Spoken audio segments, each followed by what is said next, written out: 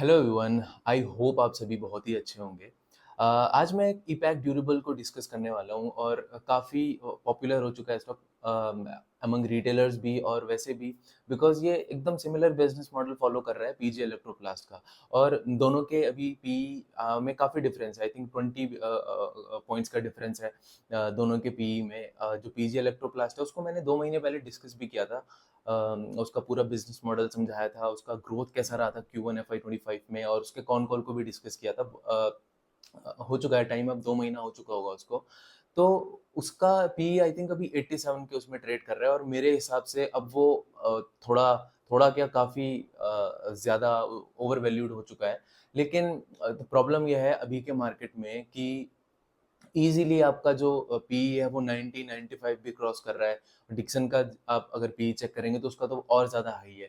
तो हो सकता है ऐसे पीजी इलेक्ट्रोप्लास्ट आगे भी अच्छा करे परफॉर्म और उसका स्टॉक प्राइस और आगे जाए, बट थोड़ा मेरे तो कंफर्ट लेवल से वो बाहर निकल चुका है। अब ऑब्वियसली जिसके पास है वो उसको होल्ड करना चाहिए, बिकॉज अच्छा स्टॉक है। जब तक ग्रोथ है, अर्निंग्स उसकी अच्छी आ रही हैं, तब तक तो ठीक है, कोई प्रॉब्लम नहीं है उसको होल्ड करने में। तो ये ईपैक ड्यूरेबल है कि पिछले कुछ दिनों से रैली कर चुका है ये स्टॉक, और आई थिंक फ्राइडे को ये 9% अप था। आई थिंक अपर सर्किट पे ही अप रहा होगा ये। इसका पी अभी ठीक है, फिर भी रीजनेबल है 66। ऑल्दो तो रीजनेबल नहीं कहूंगा इसे मैं, 50 के ऊपर तो जैसे पी जाता है तो डिपेंडिंग ऑन द सेक्टर। अगर मैं ओवरऑल बात करूं इन ब्रॉडर टर्म, तो 66 का पी थोड़ा ज्यादा लगता है। लेकिन सिंस ग्रोथ इस कंपनी की जो ये एक्सपेक्ट कर रहे हैं FY25 में, वो 45% का ग्रोथ एक्सपेक्ट कर रहे हैं। और 45% का जब आप ग्रोथ एक्सपेक्ट करते हो तो 66 का जो पी है वो कहीं ना कहीं थोड़ा सस्टेनेबल रहता है, अनटिल अनलेस आप वो ग्रोथ अचीव करके दिखाएं। और अगर अचीव नहीं कर रहे हैं तो वो बहुत ज़्यादा प्रॉब्लमेटिक होगा और ड्रॉ डाउन हो सकता है स्टॉक प्राइस में। तो बिजनेस मॉडल क्या है, उससे पहले आपको एक चीज़ें समझनी पड़ेंगी कि एक दो टर्म आप समझो। ओडीएम क्या होता है और ओईएम क्या होता है। ओडीएम होता है आपका ओरिजिनल डिजाइन मैन्युफैक्चरर, और ओईएम होता है आपका ओरिजिनल इक्विपमेंट मैन्युफैक्चरर। तो लेट्स से मैं एक कंपनी हूँ, मैं हूँ वोल्टास हूँ, ठीक है। और मेरी लेट्स से कोई इन हाउस कैपेसिटी है और वो फुल है एसी बनाने की, एसी मैन्युफैक्चर करने की। तो मैं क्या करूँगा, जैसे और कंपनीज भी करती हैं, बहुत सारी कंपनीज हैं इस फील्ड में जो एसीज बनाती हैं, आर एसीज बनाती हैं और विंडो एसीज वगैरह सब कुछ बनाती हैं। तो ये आउटसोर्स करती है अपने मैन्युफैक्चरिंग को। तो from the point of the design to the manufacturing, ये सब कुछ आउटसोर्स करती हैं। अगर आप लेट्स से मैं वोल्टास हूँ और आप ई पैक ड्यूरेबल हो, तो मैं आपको बोलूंगा मुझे ऐसा एक एसी चाहिए, आप इसकी डिजाइनिंग करो किस हिसाब से बनेगा, बिकॉज इनको एक्सपीरियंस है, एक्सपर्टीज है उसमें डिजाइन में। तो ई पैक ड्यूरेबल इस केस में क्या हो जाएगा, वो हो जाएगा ओरिजिनल डिजाइन मैन्युफैक्चरर। अब वो डिजाइनिंग के बाद उस एसी को मैन्युफैक्चर भी करेगा फॉर वोल्टास, तो वो ओरिजिनल इक्विपमेंट मैन्युफैक्चर भी हो गया, क्योंकि आरएसी आपका एक इक्विपमेंट हुआ। और वो ओरिजिनल इक्विपमेंट कौन मैन्युफैक्चर कर रहा है, वो कर रहा है ई पैक ड्यूरेबल। तो ई पैक ड्यूरेबल ओडीएम भी हो गया और वो ओईएम भी हो गया। और ये सेकंड लार्जेस्ट ओडीएम है बेस्ड ऑन FY23 फिगर्स।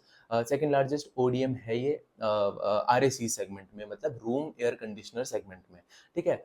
तो थोड़ा इसका बैकग्राउंड समझते हैं, इस इंडस्ट्री में हुआ क्या है पिछले 1 साल में। ग्रोथ बहुत अच्छा रहा है, लेकिन जो पिछले साल का फर्स्ट क्वार्टर था, जहाँ पे सबसे ज़्यादा एसीज वगैरह बिकते हैं, तो वहाँ पे थोड़ा स्लो डाउन आया। क्यों आया, अब वो आपको इस स्लो डाउन ना इसकी FY24 के रेवेन्यू में भी दिखेगा, क्योंकि FY23 के रेवेन्यू से कम था। तो आपको वो फिगर इनकी इनकम स्टेट पूरे एनुअल रिपोर्ट में भी दिखेगा, जो इनका पूरा साल का इनकम स्टेटमेंट होता है। ये क्यों हुआ, क्योंकि जो पिछले साल थे वहाँ पे सेम फर्स्ट क्वार्टर में FY24 में, जहाँ पे सबसे ज़्यादा सेल्स होती है एसीज की, तो वहाँ पे बहुत इरेटिक रेंज आई। मैनेजमेंट का ऐसा कहना है, पिछले 2-3 कॉन कॉल से ये यही कह रहे थे कि हमारा FY24 का रेवेन्यू इसीलिए ठीक नहीं रहा कि erratic range I, particularly north India में तो उतना गर्मी नहीं हुई, और उस वजह से एसीज की सेल में बहुत इम्पैक्ट आया था। और दूसरा प्रॉब्लम ये हुआ था कि वहाँ पे जो ये इनके कस्टमर्स थे, because EPACK durable is a B2B player, ये डायरेक्ट कस्टमर्स को जाके नहीं बेचती है ये एसीज। और अब तो ये स्मॉल डोमेस्टिक अप्लायंसेस भी बहुत इसमें अच्छा कर रहे हैं, आगे जाके बहुत इनका स्कोप है आगे जाने का, प्लान्स हैं आगे जाने के। एयर फ्रायर, वॉशिंग मशीन, ये और फुली ऑटोमेटेड वॉशिंग मशीन, और आपका इंडक्शन का जो टॉप होता है, वो सब ये बनाने के लिए आगे प्लान कर रहे हैं। तो इन सब में इनके डिमांड में इनका स्लो डाउन आया था। ये है B2B, ये डायरेक्ट बेचते नहीं है कस्टमर को, ये जाके अपने कस्टमर्स को बेचते हैं, जो होते हैं वोल्टास, हाइकिन और जितने भी ये आपको ब्लू स्टार वगैरह दिखेंगे, जितनी भी ये कंपनीज के ब्रांड के नाम से आपको एसीज वगैरह बिकते हैं और वॉशिंग मशीन्स वगैरह बिकते हैं। तो एसीज की डिमांड में ड्रॉ डाउन आया था, तो उस वजह से इन्वेंट्री भी बहुत हाई हो गई थी। और दूसरा, जो ये कंपनीज थी, जो इनके कस्टमर्स हैं, जो ब्रांड्स हैं बड़ी बड़ी, उन्होंने इन हाउस कैपेसिटी भी खोल दी थी, क्योंकि बहुत ज़्यादा डिमांड आ रही थी। इंडिया में अभी भी एसी पेनिट्रेशन बहुत कम है, वॉशिंग मशीन का पेनिट्रेशन बहुत कम है। तो आगे जाके जैसे ही इंडिया जो ग्रो कर रहा है इकोनॉमी, और उसका मिडिल इन क्लास का जो इनकम बढ़ रहा है, तो उससे क्या इनको आगे लगता है कि डिमांड बहुत अच्छा है। इनफैक्ट जो इपैक ड्यूरेबल का मैनेजमेंट है, वो ये बता रहा है कि 25 केगर के परसेंट से हमारा 2-3 साल का ग्रोथ करेगा आरएसी का सेगमेंट। अब मैं हमेशा कहता हूँ, जब इंडस्ट्री इतना अच्छा ग्रो करती है ना, चाहे वो सोलार का हो, जो उसमें सोलार की इंस्टॉल्ड कैपेसिटी है वो आगे जाके बढ़ने वाली है 26-27% के केगर से 2030 तक। तो जो इसमें जो टॉप मोस्ट कंपनीज होती हैं, तो वो उनसे हम एक्सपेक्ट करते हैं कि वो 26-27% नहीं, आप 1.5x या फिर 2x से एटलीस्ट ग्रो करेंगे। तो same is the case with jewellery industry. वहाँ पे भी इतनी सारी रिपोर्ट्स आ रही हैं ब्रोकरेज हाउसेस की कि 18 से 20% का रेवेन्यू ग्रोथ आएगा। तो जो टॉप कंपनीज होती है ना, वो ज्यादा ग्रो करती हैं इनसे। तो सेम इस सेगमेंट में भी बहुत सारे टेलविंड्स हैं। तो जो ब्रांड्स थी, बड़ी बड़ी ब्रांड्स थी, उन्होंने इन हाउस कैपेसिटीज खोलना शुरू किया, और एक फियर का माहौल आ गया कि यार ये तो अपनी इन हाउस कैपेसिटीज खोल रही हैं, तो ये आउटसोर्स क्यों देंगी, पीजी इलेक्ट्रोप्लास्ट को क्यों देंगी, और ईपैक ड्यूरेबल को क्यों देंगी। बट मैनेजमेंट का हमेशा से यही कहना रहा है कि ये टेम्पररी है, इनकी जो इन हाउस कैपेसिटीज है ये टेम्पररी है। और अब वो जो कैपेसिटी यूटिलाइजेशन है इन हाउस कैपेसिटीज का, इनके जो कस्टमर्स हैं, वो ऑलरेडी फुल हो चुका है, और अब वो वापस से आउटसोर्स में काफी ध्यान देने लगे हैं। तो डिमांड बहुत ज़्यादा है इस इंडस्ट्री में, आरएसीज की, रूम एयर कंडीशनर्स की। और जो पहला जो रिस्क था, पहला जो डर था कि सब अपनी इन हाउस कैपेसिटीज खोल रहे हैं, तो इनको आउटसोर्सिंग का कौन देगा, वो रिस्क भी अब कम हो गया है। काफ़ी इनके पास काफ़ी ऑर्डर्स आ रहे हैं। और तीसरा, इन कंपनी के लिए अच्छा क्या हुआ है ना, पहले तीन जो इनके मेजर कस्टमर्स थे, उनसे 80 रेवेन्यूज आता था। अब वो इन्होंने 5-6 कस्टमर्स में डाइवर्सिफाई किया। धीरे धीरे इनका प्लान है कि 8 कस्टमर्स हम ले आएंगे, जिनसे हमारा 70% और 80% के बीच में रेवेन्यू आएगा। तो रेवेन्यू का सोर्स भी डाइवर्सिफाई इन्होंने किया है, sorry, which is very good for a company. और दूसरी चीज़ इंडस्ट्री के लिए अच्छी ये हुई है कि गवर्नमेंट ने काफ़ी ज़्यादा इम्पोर्ट टैरिफ लगाया है अगर कोई बाहर से आरएसीज को इम्पोर्ट कर रहा है। बिकॉज जो रेफ्रिजरेंट ये यूज़ करते हैं वो हार्मफुल होते थे पहले, जैसे R22 हो गया, R410A हो गया। तो ये होते थे आपके फ्लोरोकार्बन्स, हाइड्रोफ्लोरोकार्बन्स। तो ये बहुत हार्मफुल होता है एनवायरनमेंट के लिए, ये तो आपको शायद पता ही होगा। तो नया रेफ्रिजरेंट एक आया है, इस कंपनी ने भी काफ़ी इनिशियली वो लॉन्च किया था, R32A, सॉरी R32। वो थोड़ा लेस हार्मफुल होता है एनवायरनमेंट के लिए। तो बाकी जितनी भी मल्टीनेशनल कंपनीज थी और इंडियन ब्रांड्स भी थी, तो उन्होंने फोकस किया अपने डोमेस्टिक मैन्युफैक्चरिंग में, और ये कंपनीज लीड कर रही हैं इसको, पीजी इलेक्ट्रोप्लास्ट हो या ईपैक ड्यूरेबल्स हो। तो इसका हम बात करते हैं कि Q1 ऑफ FY20। अब आपको मैंने बिजनेस सेगमेंट आई थिंक समझा दिया है। एक बार आप इनके प्रोडक्ट्स देख लो अपनी स्क्रीन पे, ताकि आपको अच्छे से थोड़ा विजुअली समझ आ जाए, राइट। तो लेट्स से इनका प्रोडक्ट मैंने खोला, यस। तो इनके आप प्रोडक्ट्स देखो, आरएसीज में इनके क्या प्रोडक्ट्स आते हैं रूम एयर कंडीशनर में। इनका एक इंडोर यूनिट्स का ऑब्वियसली जो घरों के अंदर लगता है, आउटडोर यूनिट, और विंडो एयर कंडीशनर भी ये बनाते हैं, और डोमेस्टिक एयर कूलर्स में भी अभी ये आने का अच्छे से सोच रहे हैं। बाकी इंडक्शन कुकटॉप हो गया, मिक्सर ग्राइंडर हो गया, वाटर डिस्पेंसर हो गया, इसमें भी आगे जाके इनको कह रहे हैं कि हमारा स्मॉल, ये इनको कहते हैं स्मॉल डोमेस्टिक अप्लायंसेस, एसडीएज। और ये भी इनका आगे जाके बहुत अच्छा ग्रोथ करने का इनका प्लान है। बिकॉज होता क्या है कि आरएसीज में जो आपका कैपेसिटी यूटिलाइजेशन होता है, वो 90-95 पहुंच जाता है आपका Q1 में, और Q4 में, जो जैन फेब मार्च का क्वार्टर होता है, बिकॉज वहाँ पे तगड़ा मैन्युफैक्चरिंग होती है, ताकि नेक्स्ट क्वार्टर में जो अप्रैल मई जून वाला क्वार्टर है उसमें बिकता है, तो मैन्युफैक्चरिंग पहले होती है। तो आपका Q2 और Q3 में आरएसीज की जो यूटिलाइजेशन कैपेसिटी होती है इनके प्लांट्स की, वो बहुत कम हो जाती है, क्योंकि वहाँ पे डिमांड भी नहीं होती है आरएसीज की। ठंडे में कौन यूज करेगा एसीज, मतलब मोस्टली इंडियंस अभी गर्मी के लिए ज़्यादा एसी यूज़ करते हैं, राइट। तो वहाँ पे डिमांड सबड्यूड हो जाती है, कैपेसिटी यूटिलाइजेशन कम हो जाता है। तो उसको काउंटर करने के लिए कंपनी स्मॉल डोमेस्टिक अप्लायंसेस में भी बहुत अच्छे से जा रही है, ताकि इनके Q2 और Q3 में जो कैपेसिटी यूटिलाइजेशन है बहुत बड़ा डिप ना आए।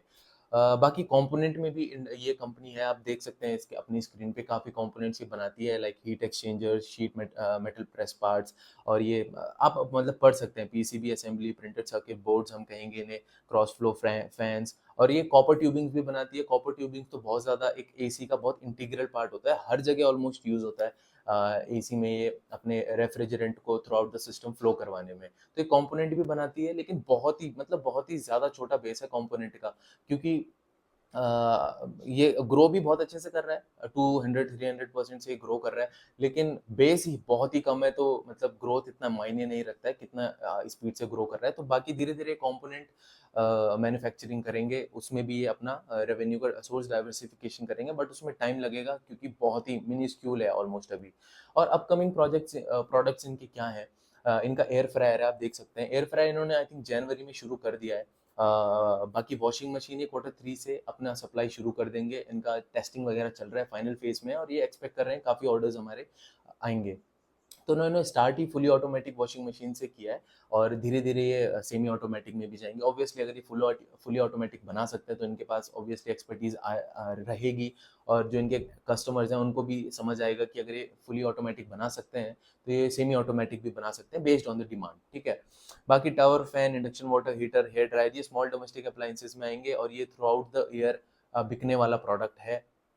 तो इनका जो सीजनैलिटी का जो रहता है इनका चक्कर, वो भी इनसे कम होगा।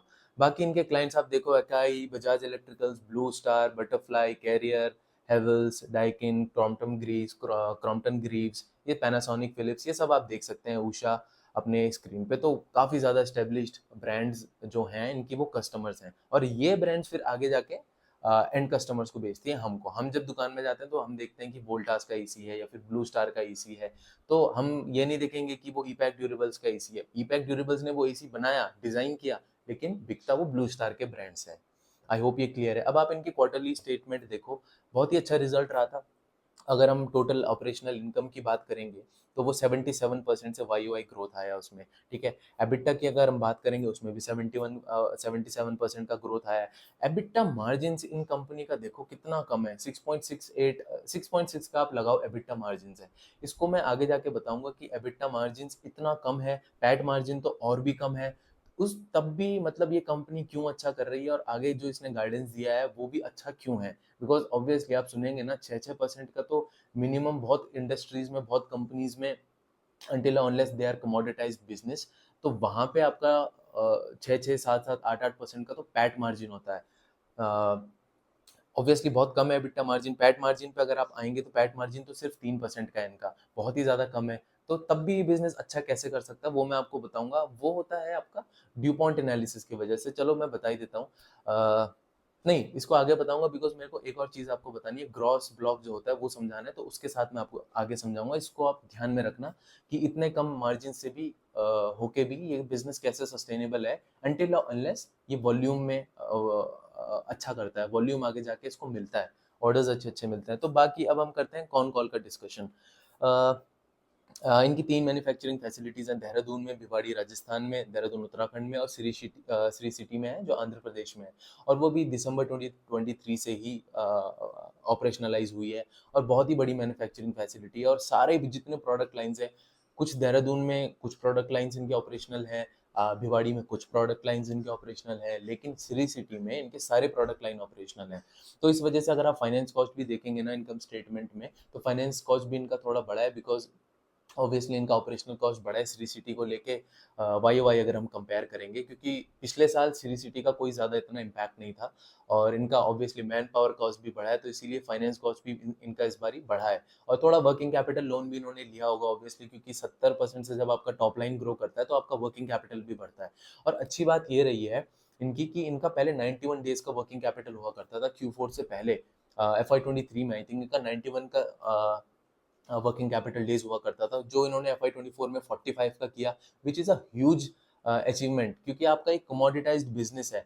और आप उस बिजनेस में भी अगर अपना वर्किंग कैपिटल साइकिल कम कर रहे हैं तो आपके लिए बहुत ही अच्छा है। और अब इनका वर्किंग कैपिटल Q1 में जाके वर्किंग कैपिटल साइकिल हो चुकी है 41 डेज की। वर्किंग कैपिटल साइकिल बेसिकली क्या होता है, आपको कितना दिन लगता है अपने सामान जब खरीदा और उसको कैश में कन्वर्ट करने में, बिकॉज आपने सामान खरीदा, रॉ मटेरियल खरीदा अपने सप्लायर्स से, ठीक है, तो आपको कुछ दिन में उसको पे करना है, तो वो आपका होता है अकाउंट पेबल। लेट्स से 10 दिन में आपको पे करना है, ठीक है। तो 10 दिन तो आपने आज उनसे सामान लिया, 10 दिन बाद आपको उनको पे करना है, अकाउंट पेबल आपका 10 दिन हो गया, ठीक है। अब आपने आज उसको सपोज आपको सप्लाई मिल गई रॉ मटेरियल की, 5 दिन आपको प्रोडक्ट को मैन्युफैक्चर करने में लगा और 5 दिन वो आपकी इन्वेंट्री पे भी पड़ा रहा, तो इन्वेंट्री डेज कितना हो गया आपका? 10 दिन हो गया, ठीक है, क्योंकि आपके इन्वेंट्री में पड़ा रहा। अब वो 5 दिन आपने मैन्युफैक्चर किया, 5 दिन आपको वो इन्वेंट्री में भी पड़ा रहा, बिकॉज अचानक मैन्युफैक्चर करके नहीं बिकेगा ना प्रोडक्ट, लेट्स से एज्यूम किया, तो 10 दिन आपका क्या हो गया इसमें? Inventory days. अब मैंने लेट्स से ब्लू स्टार को जाके एसी बेच दिया, क्योंकि मेरा उनके साथ डील हो रखा है, कस्टमर है वो मेरे, और अब मुझे 10 दिन बाद वहां से पेमेंट मिलेगा। तो वो क्या हो गया? Account receivable. तीनों चीजें आपको समझ आ गई। सप्लायर को मैंने 10 दिन बाद पैसा देना है, वो है मेरा अकाउंट पेबल, जो मैंने पे करना है। 10 दिन मेरा इन्वेंट्री में सामान पड़ा रहा, सप्लाई रॉ मटेरियल सप्लाई लेने के बाद, वो हुआ मेरा इन्वेंट्री डेज। अब रिसीवेबल डेज क्या है? कब, कितने दिन बाद मुझे पैसा रिसीव होगा मेरे कस्टमर से, वो हो गया 10। अब इन वर्किंग कैपिटल साइकिल का क्या फॉर्मूला होता है, वो आप लॉजिकली भी सोच सकते हैं। आपका inventory days which is 10 plus receivable days which is 10 minus payable days 20 minus 10 which is your 10। मतलब आप 10 दिन आउट ऑफ मनी रहने वाले हैं। अब लॉजिकली से सोचो, 10 दिन बाद आपको इसको पेमेंट करना है, ठीक है, लेकिन आपका 10 दिन तक तो इन्वेंट्री में सामान रहेगा। तो आप सोचेंगे कि आज मेरा सामान बिक गया तो मैं तो आज इससे पैसा दे सकता हूँ। कैसे? नहीं दे सकते हो, क्योंकि आज के दिन आपको पैसा देना है, रिमेंबर। लेकिन जो आपको पैसा मिलेगा कस्टमर से, वो आपको मिलेगा सामान बिकने के 10 दिन बाद। तो 10 दिन बाद आपको आज फिर से इसको समझो डिटेल में, मुझे पता है बहुत लोगों को समझ नहीं आया होगा। इन्वेंट्री के लिए जब मैंने सामान उठाया तो 10 दिन बाद मेरे को अपने सप्लायर को देना है। अब 10 दिन तक इन्वेंट्री में सामान रहा और बिका आज के दिन, तो मतलब मेरे 10 दिन पूरे हुए, जो मैंने पेबल, जो मेरे सप्लायर को मैंने पे करना था। लेकिन मेरे पास पैसा कहाँ से आएगा? क्योंकि कस्टमर तो मुझे अगले 10 दिन बाद देगा, आज से भी 10 दिन बाद। तो वो 10 दिन का मुझे पैसा, बिजनेस चलाने के लिए पैसा चाहिए, और वो होता है वर्किंग कैपिटल। उसके लिए कंपनीज लोन लेती हैं। तो इसीलिए अगर आपका टॉप लाइन जब 70% से बढ़ रहा है तो आपका वर्किंग कैपिटल रिक्वायरमेंट भी बढ़ता है, और वर्किंग कैपिटल रिक्वायरमेंट जब आपका बढ़ेगा तो आपका उसमें फाइनेंस कॉस्ट भी बढ़ता है, बिकॉज आप वो उधार पे लेते हैं। आई होप मैं बहुत अच्छे से समझा पाई हूँ इसे, वैसे मैंने बहुत वीडियोस में समझाया भी है। तो अब जैन 24 से मैंने इनका बताया, एक एयर कूलर इन्होंने अपना दे दिया है, लॉन्च कर दिया है। और कॉपर ट्यूबिंग ये बनाते हैं, वो HVAC सिस्टम्स के लिए बहुत इंपॉर्टेंट होती है, ठीक है, हीटिंग, वेंटिलेशन और एयर कंडीशनिंग सिस्टम के लिए। बाकी कॉपर ट्यूबिंग का मैंने बता दिया। एबिटा मार्जिन कम है, ठीक है, वो मैंने आपको बताया, आपको ध्यान रखना पड़ेगा। तो अब ये क्या कह रहे हैं कंपनी की, कंपनी का ग्रॉस ब्लॉक है। अब मैं आपको समझाऊंगा बिना इतना हाई एबिटा मार्जिन के, बिना हाई एबिटा मार्जिन के मतलब कम एबिटा मार्जिन से भी ये बिजनेस अच्छा क्यों है। क्योंकि इनका जैसे ग्रॉस ब्लॉक ये बता रहे हैं कि इनका 800 करोड़ का है। अब if I am not wrong, एक सेकंड में दोबारा चेक कर लेता हूँ, हाँ 800 करोड़ का इनका ग्रॉस ब्लॉक है। अब ग्रॉस ब्लॉक क्या होता है? ग्रॉस ब्लॉक ये होता है कि आपने जब से बिजनेस चला है, आपने क्या क्या इक्विपमेंट खरीदा है, क्या क्या फिक्स एसेट्स खरीदे हैं, और उनकी कितनी बुक वैल्यू है, उन फिक्स एसेट्स की कितनी बुक वैल्यू है। लेट्स से मैंने ज़मीन खरीदी थी अपना बिजनेस चलाने के लिए, उसमें एक प्लांट बैठाने के लिए, अब मैंने ज़मीन खरीदी थी 10 साल पहले 10 करोड़ की। तो आज उस ज़मीन की कीमत कितनी होगी? लेट्स से 50 करोड़ है। तो ग्रॉस ब्लॉक में 10 करोड़ आएगा, वो 50 करोड़ आज का मार्केट वैल्यू नहीं आएगा। और लेट्स से मैंने इक्विपमेंट कोई खरीदा था, 10 करोड़ की मशीन खरीदी थी कोई, और वो 10 साल उसका लाइफ साइकिल था, तो 10 साल में उसको डेप्रिशिएट करूंगा, 1-1 करोड़ का डेप्रिसिएशन हर साल में अपनी इनकम स्टेटमेंट में दिखाऊंगा। तो प्रॉब्लम प्रॉब्लम नहीं, ग्रॉस ब्लॉक में क्या आएगा? 10 करोड़ की जो मैंने मशीन खरीदी थी उसका मार्केट वैल्यू नहीं आएगा, डेप्रिसिएशन में अकाउंट नहीं करूंगा। तो ग्रॉस ब्लॉक वो होता है एज ऑन डेट आपने जो चीजें परचेज करती रही, उनका एक्यूमुलेटेड आज की डेट में सम कितना है। तो बेसिकली आप ये समझें कि फिक्स्ड एसेट्स का इनका बुक वैल्यू कितना है, मार्केट वैल्यू नहीं। तो उस पे फिक्स्ड एसेट्स कितना हो गया, मोटा माटी प्लांट और इक्विपमेंट, मशीनरी, ये सब कितना हो गया इनका? 800 करोड़ का। उस पे कंपनी क्या कह रही है? टर्नओवर हमारा कितना है? 2.5x का। मतलब अब इसको ड्यू पॉइंट एनालिसिस से सीखते हैं, ठीक है। ड्यू पॉइंट एनालिसिस मैंने बहुत वीडियोस में बताया, फिर इसको समझते हैं। इस जो मैंने अभी बताया ध्यान में रखना, बैक ऑफ द माइंड रखना। ड्यू पॉइंट एनालिसिस को जब हम समझते हैं तो उससे हमें पता चलता है कि आरओई के जो प्रॉफिटेबिलिटी है, आरओई, उसके 3 ड्राइवर्स होते हैं। पहला होता है आपका मार्जिन एफिशिएंसी, दूसरा होता है आपका एसेट टर्नओवर, जो मैंने अभी बताया फिक्स्ड एसेट के ऊपर टर्नओवर कितना है 2.5 का, और तीसरा होता है फाइनेंशियल लेवरेज। तो लेवरेज को रखो साइड में, उसका अभी इतना इंपॉर्टेंस नहीं है बिकॉज बहुत ज्यादा लेवरेज पे कंपनी काम नहीं कर रही है। बैंक्स के केस में लेवरेज बहुत इंपॉर्टेंट हो जाता है, या फिर उस किसी भी इंडस्ट्री में जहाँ पे जो आपका डेट होता है वो बहुत हाई होता है। तो लेवरेज को रखो साइड में। अब रखो आप मार्जिन एफिशिएंसी को और रखो एसेट टर्नओवर को। मार्जिन एफिशिएंसी कितनी है कंपनी की? 3% की है। मैंने आपको बताया पैट मार्जिन कितना है इस कंपनी का। मार्जिन एफिशिएंसी का फॉर्मूला क्या होता है? नेट जो नेट मार्जिन एफिशिएंसी है, अपना कितना नेट प्रॉफिट है डिवाइडेड बाय योर रेवेन्यू। तो मैंने आपको ऑलरेडी बताया पैट मार्जिन इनका कितना है, 3.5% का, ठीक है।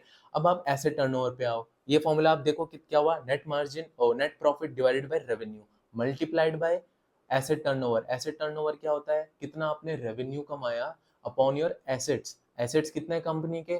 800 करोड़, तो वो आएगा डिनोमिनेटर में। और रेवेन्यू कितना कमाने की बेसिकली तो मैंने आपको बताया 2.5 का एसेट टर्नओवर एक कंपनी ने फिगर दिया है कॉन कॉल में। तो जब ये 800 का अगर अपना फिक्स एसेट बता रहे हैं, तो एसेट टर्नओवर कितना हुआ, रेवेन्यू कितना हुआ, मतलब अपने एसेट्स पे 800 करोड़ के एसेट्स पे 2.5 टाइम्स कंपनी केपेबल है रेवेन्यू जनरेट करने के। तो 800 को जब हम 2.5 से मल्टीप्लाई करेंगे तो कितना आएगा, 2000 करोड़। वो कंपनी का गाइडेंस भी है इस बारी का। तो आपको इस तरीके से समझना है, इसीलिए ड्यू पॉइंट एनालिसिस जो होता है वो बहुत इंपॉर्टेंट हो जाता है। मार्जिन एफिशिएंसी बहुत कम है कंपनी की, बहुत कम है, 3% का मार्जिन है। पैट मार्जिन क्या ही होता है 3% का। लेकिन उसके अगेंस्ट इस कंपनी का जो एसेट टर्नओवर है वो बहुत हाई है। ढाई ढाई गुना एसेट टर्नओवर है, मतलब 800 करोड़ के फिक्स्ड एसेट्स पे कंपनी 2000 करोड़ का रेवेन्यू करने का पोटेंशियल रखती है। तो यहाँ कंपनी कॉम्पनसेट कर रही है अपने लो मार्जिन को। अब जैसे ज्वेलरी सेगमेंट में मैं आपको बताऊं, जो स्टडेड ज्वेलरीज होती हैं पर्टिकुलरली, जहाँ पे डायमंड लगा होता है और वो बहुत प्राइसी होती हैं, उनका क्या होता है, मार्जिन बहुत ज्यादा होता है। क्योंकि आप लेट्स से आपका कॉस्टिंग पूरे ज्वेलरी का आया 2 लाख, लेकिन अगर आपने उसमें डायमंड लगा दिया तो आप उसको 5 लाख में भी बेच सकते हैं। तो आपका मार्जिन एफिशिएंसी तो बहुत ज्यादा है, हाई मार्जिन प्रोडक्ट है। लेकिन आपका उस केस में एसेट टर्नओवर कम हो जाएगा, क्योंकि वो इतना जल्दी सामान बिकेगा नहीं आपका, ज्यादा लोग वो सामान लेंगे नहीं, क्योंकि लग्जरी प्रोडक्ट हो गया, उतना डिमांड उसका है नहीं। तो आपका टर्नओवर कम हो जाएगा फिक्स्ड एसेट्स के अगेंस्ट। तो वहां पे अगर मार्जिन ज्यादा है तो एसेट टर्नओवर कम है। इस कंपनी में क्या है, मार्जिन कम है लेकिन एसेट टर्नओवर 2.5 गुना है। आपका मतलब फिक्स्ड एसेट्स पे 2.5 गुना ये कंपनी कमाती है। आई होप आप अब क्लियरली समझ गए होंगे कि कम मार्जिन के होते हुए भी ये कंपनी का एसेट टर्नओवर ज्यादा है, इसीलिए बिजनेस सस्टेनेबल लगता है। और on the outset again again आगे जाके कैसा करेगा वो डिपेंड करता है इस बिजनेस के ऊपर। बाकी इंपॉर्टेंट एक और इनका नोटिफिकेशन आया है, ये अपडेट आया है कि ये इपावो करके एक कंपनी है, जो ऑलरेडी इनका 26% उसमें स्टेक था, उन्होंने इंक्रीज करके 50% किया है। और वो जॉइंट वेंचर इन्होंने खोला है RRWL के साथ, राम रत्ना वायर्स लिमिटेड। तो जो इपावो है उसमें अभी 50-50 जॉइंट वेंचर कर रहे हैं ईपैक ड्यूरेबल्स और RRWL लिमिटेड। तो जब ये इपावो करता क्या है, बेसिकली ये ब्रशलेस डीसी मोटर्स बनाता है और डिफरेंट टाइप्स ऑफ मोटर्स बनाता है। बिकॉज आपको जो and product EPACK durable manufacture करती है उसमें बहुत सारे प्रोडक्ट्स में मोटर लगती है, चाहे आपका वो कूलर हो, ठीक है, चाहे आपका फैन हो, जितने भी इक्विपमेंट है RACs हो, उसमें भी आपका BLDC मोटर यूज होता है, जो ब्रशलेस डीसी मोटर्स हैं। तो कंपनी क्या कर रही है, बेसिकली जो इनका रॉ मटेरियल है वही अपनी जो जॉइंट वेंचर कंपनी है वहीं से अब सोर्स करने का सोच रही है, ताकि सप्लाई भी इनकी एक मतलब स्टेबिलिटी आए इनके रॉ मटेरियल सप्लाई में भी। कल को कहीं मोटर का सिचुएशन खराब होता है लेट्स से, और इनको मोटर कहीं से अवेलेबल नहीं होती, तो उनके एंड प्रोडक्ट में भी प्रॉब्लम आएगा, ये प्रोडक्ट ही मैन्युफैक्चर नहीं कर पाएंगे। तो ये सप्लाई को सफिशिएंट बनाने के लिए और उसको लाइक कह सकते हो सेल्फ सफिशिएंसी के लिए इन्होंने इपावो में भी थोड़ा कंट्रीब्यूशन किया है, उन्होंने अपना स्टेक बढ़ाया है। तो ये कह रहे हैं आगे जाके हम 50% मोटर्स शायद इपावो से ही सोर्स करेंगे अपनी, तो इनको कॉस्ट बेनिफिट भी मिलेगा जहां तक मुझे लगता है, और इनको लाइक सप्लाई का कोई प्रॉब्लम नहीं होने वाला है। और ये इपावो का है, मतलब इनका भिवाड़ी में जो इपावो है, भिवाड़ी में ही इनका ग्रीनफील्ड कैपेसिटी एक खड़ी हो रही है। ग्रीनफील्ड ब्राउनफील्ड में ये डिफरेंस होता है, ग्रीनफील्ड आप फ्रॉम द स्क्रैच खड़ा करते हैं ज़मीन खरीद के, उसमें प्लांट बिठा के, और ब्राउनफील्ड होता है आप एग्जिस्टिंग कैपेसिटी जो है, एग्जिस्टिंग प्लांट जो है उसी को एक्सपेंड कर रहे हैं। तो जो भिवाड़ी में मैंने आपको पहले बताया, ईपैक ड्यूरेबल का ऑलरेडी एक प्लांट है, और उसी के बहुत क्लोज इन्होंने इपावो का भी प्लांट खोला है, ताकि मोटर की सोर्सिंग में कोई आने बहुत ज़्यादा प्रॉब्लम्स ना हो। ठीक है। बाकी मार्केट डिमांड मैंने आपको बताया 25% से ग्रो कर रही है, और कंपनी का ये कहना है हम 45% से ग्रो करेंगे एटलीस्ट। और अगर आप ढाई गुना का एसेट टर्नओवर भी देखें और 800 करोड़ का ग्रॉस ब्लॉक भी देखें जो फिक्स्ड एसेट्स हैं, तो वहां से भी आपको समझ आता है कि 2000 करोड़ का मिनिमम रेवेन्यू करेगी जो FY25 में ये कंपनी। और FY24 में, सॉरी, FY24 में जितना रेवेन्यू था कंपनी का, तो तब भी 40-45% की जंप दिख रहा है। तो दोनों तरीके से मैनेजमेंट का गाइडेंस भी 45% का है, और अगर आप फिक्स्ड एसेट टर्नओवर के हिसाब से रेवेन्यू कैलकुलेट करने की सोच रहे हैं, तो भी आपका 40% से अबव ही रेवेन्यू आ रहा है आपका FY25 में। तो रेवेन्यू ग्रोथ बहुत अच्छा आ रहा है। मैं 60 के पी को अगर वैल्यूएशंस की बात करूं, बिकॉज अब कुछ रहा नहीं है डिस्कस करने के लिए, यस मैंने सब कुछ डिस्कस कर दिया। पीएलआई बेनिफिट्स का मैं अगर बताऊं आपको कि 37 करोड़ का पीएलआई बेनिफिट इस कंपनी को ये साल में एक्सपेक्ट कर रही है, और 14.5 सीआर का इन्होंने Q1 में ले ही लिया है, तो बाकी आगे जाके 3 क्वार्टर्स में लेंगे। ठीक है। और तो कुछ है नहीं इसका आपको कुछ खास बताने के लिए। और जो यस, तो मैं थोड़े वैल्यूएशंस की बात करता हूँ। मैं पर्टिकुलरली क्या सोच रहा हूँ, मैं पर्टिकुलरली ये सोच रहा हूँ, बिकॉज मैं अभी इन्वेस्टेड नहीं हूँ, और लाइक सीधा मेरे को 65 की पी पे घुसना मुझे पसंद नहीं है। तो अगर मतलब इन्फ्लुएंस नहीं होना है, जस्ट बिकॉज मैं ये कुछ कह रहा हूँ और ये वीडियो देख के आपको इन्फ्लुएंस नहीं होना है। अगर आप सिर्फ एक वीडियो देख के इन्फ्लुएंस हो रहे हैं, तो मैं आपको कह रहा हूँ आपकी इन्वेस्टिंग में बहुत बड़ी दिक्कत है। आपको सिर्फ और सिर्फ अब SIP करनी चाहिए, या फिर कोई बहुत ही स्टेबल एसेट में जिसका प्राइस फ्लक्चुएशन बहुत ज़्यादा ना हो, रिस्की एसेट ना हो, वहाँ पे आपको इन्वेस्ट करना चाहिए। बिकॉज मैं भी गलत हो सकता हूँ, राइट? तो कोई श्योरिटी नहीं है। मैं पर्सनली अपना ओपिनियन दे रहा हूँ, मैं क्या करूँगा, आपको अपना ओपिनियन अपने हिसाब से बनाना है। ये तो मेरा आपसे हमेशा मतलब हार्टफुल रिक्वेस्ट रहेगा, हमेशा ही रहेगा, क्योंकि मैं नहीं चाहता आप मेरे जस्ट वीडियो देख के इंस्पायर होएं और सॉरी इन्फ्लुएंस हो जाएं, और कल मंडे को जैसे मार्केट खुले, ओपनिंग बेल हो, और आप अपना सारा का सारा पैसा इसमें ईपैक ड्यूरेबल्स में लगा दें। मैं ये सोच रहा हूँ, मुझे ऐसा लगता है कि ये आगे जाके बढ़ेगा, क्योंकि अब इसमें मोमेंटम आ चुका है, ये आगे जाके बढ़ने वाला है। लेकिन मैं 66 के पी पे, मुझे ऑब्वियसली थोड़ा लेट मैंने रियलाइज किया, थोड़ा लेट मेरी वॉच लिस्ट में ये स्टॉक आया है, तो मैं 66 के पी पे एंटर तो नहीं करूंगा, और मैं वेट करूंगा। अगर ये 50 के पी के नीचे कहीं मुझे मिलता है, जो कि बहुत ही मुश्किल है, आई नो दैट, और मिलता है 50-55 के पी पे, तो तब मैं सोच सकता हूँ इसमें इन्वेस्ट करने का। उससे ऊपर तो नहीं करूंगा। और नहीं मिला तो कोई दिक्कत नहीं है, मतलब इतने सारे स्टॉक्स हैं मार्केट में, अगर ये छूट भी गया तो इट्स ओके, मतलब मैं वैसे भी फुली इन्वेस्टेड हूँ। अगर मुझे ईपैक में करना है, तो मेरे को अपना एक दो पोजीशंस को थोड़ा खाली करना पड़ेगा और स्टॉक से, और इसमें डालना पड़ेगा। तो कोई जल्दी नहीं है मुझे तो पर्सनली, बट ठीक है, आप अपना अपने हिसाब से देख सकते हैं। मैंने सिर्फ अपना पर्सनल ओपिनियन बताया है। कल को आके अगर आप पैसा डालें और वो पैसा खो जाए, मतलब डूब जाए, या फिर आप अवॉइड करें इसमें इन्वेस्ट करना, कल को 80 के पी पे जाए, फिर आप मेरे को कमेंट में बोलेंगे तूने मुझे कहा था कि इन्वेस्ट नहीं करना है, और बहुत हाई पी हो गया है, देख आज पी 90 का पहुंच गया, मैंने मिस कर दिया, तो भी मतलब मुझे कह के कोई फायदा नहीं होने वाला है। मैं आपको 1 रुपए भी आपको पेटीएम से यूपीआई नहीं करके देने वाला हूँ। जस्ट मैंने अपना पर्सनल ओपिनियन शेयर किया है। आप अपनी रिसर्च करो और कंपनीज को भी पढ़ो और पूरे सेक्टर को समझो। अगर आपको लगता है कि 66 का पी सस्टेनेबल है और आगे जाके ग्रोथ कर सकता है, तो आप डेफिनेटली सोच सकते हैं इन्वेस्ट करने का, बट किसी को पूछ के, अपने फाइनेंशियल एडवाइजर को पूछ के। सो ये था इस कंपनी के बारे में। 2-3 कॉन्सेप्ट मैंने आपको चाहा कि बिजनेस के थ्रू समझाऊं, लाइक एसेट टर्नओवर कितना इंपॉर्टेंट होता है, आप समझ आ गया होगा आपको, और वर्किंग कैपिटल की भी कितनी इंपॉर्टेंस होती है। वो हर ये कॉन्सेप्ट आपको हर बिजनेस में समझने को मिलेगा। इसीलिए मतलब अगर आप अभी नहीं समझ रहे हैं, तो इसको 2-3 बार वीडियोस को देखो, और पुरानी वीडियोस भी हैं जहाँ पे मैंने बहुत डिस्कस किया है इसको। समझना जरूर पड़ेगा, ये कॉन्सेप्ट आपको हर बिजनेस को एनालाइज करने में आएगा, और नहीं करोगे तो आपको बिजनेस एनालाइज, जो आपका बिजनेस एनालिसिस स्किल है, वो कहीं ना कहीं लैक करती रहेगी। तो ठीक है, थैंक यू गाइज, मिलते हैं आपको नेक्स्ट वीडियोस में। Thank you so much.